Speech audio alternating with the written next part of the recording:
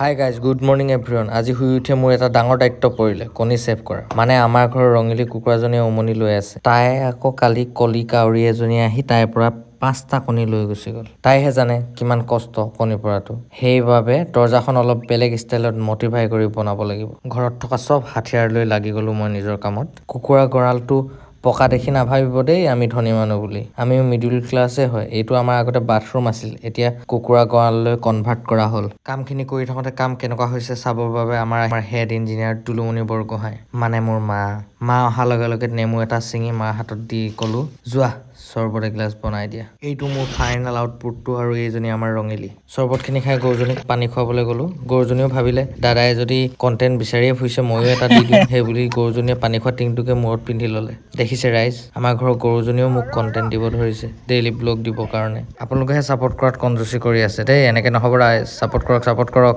তামোল এখন খাই মই পৰি দিলোঁ। মোৰ একদম দুৰ্বল নাইকিয়া হৈ গ'ল। তাৰপিছত অলপ সময় পিছত উঠি আজি বাগানৰ পাত ছিঙা আছিলে, আমাৰ সৰুকৈ বাগান এখনো আছে, সেইখনলৈ গ'লোঁ। যদি ভিডিঅ'টো চাই ভাল পালে like, comment, share and subscribe কৰিবলৈ নাপাহৰিব।